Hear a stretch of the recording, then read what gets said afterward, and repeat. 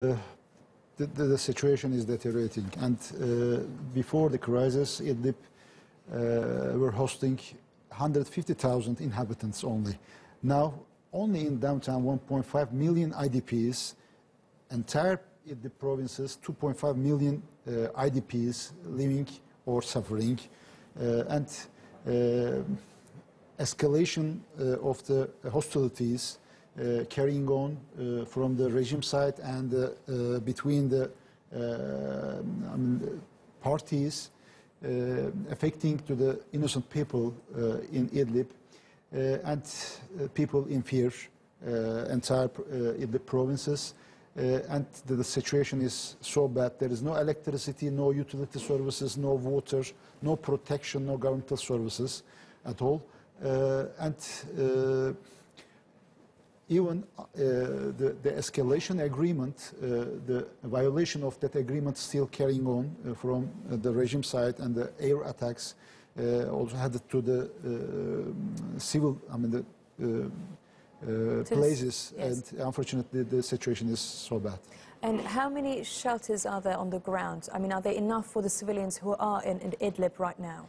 In downtown, in one room, 3-4 families living together. Mm-hmm. Ex-inhabitants of the Idlib also hosting their relatives in their own the properties. But Turkish Red Crescent, we are providing regularly for 1 million IDPs in Idlib, and entire Syrian the country, 2 million people. But a lot of makeshift camps inside Idlib, 400 makeshift camps inside Idlib, and 700,000 people living in bad conditions. We have our own camps in collaboration with the Afad in Idlib and Afrin and other Euphrates Shield Zone and regions, but it is really too difficult to protect their territories because of the violence. And Turkey is the largest host country already with 3.5 million.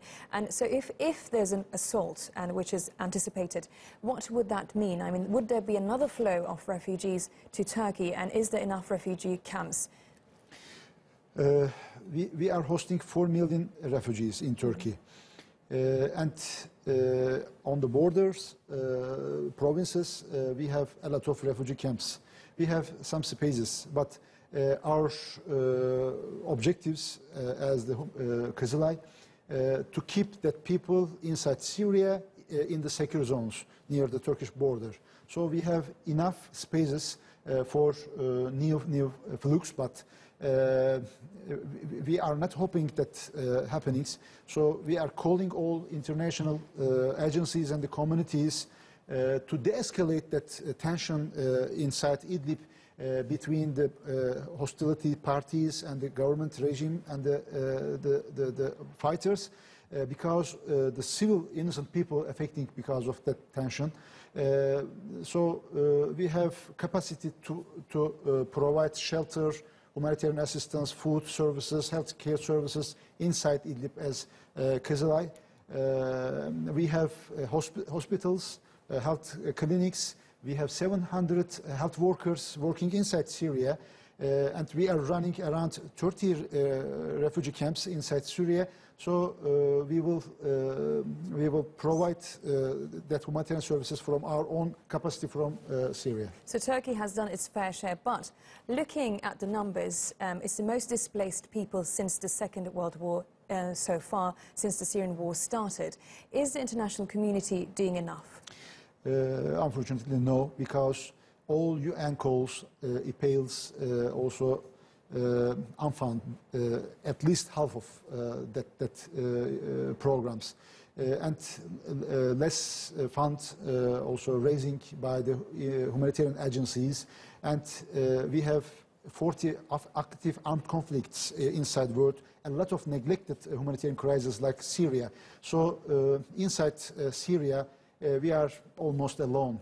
A lot of our eminent partners from UN agencies, from Federation, Red families, but very, very few income for the humanitarian programs for mid-term and long-term saving for their futures. We need more awareness for this neglected humanitarian crisis, and we are calling all parties for solving that problems by political ways.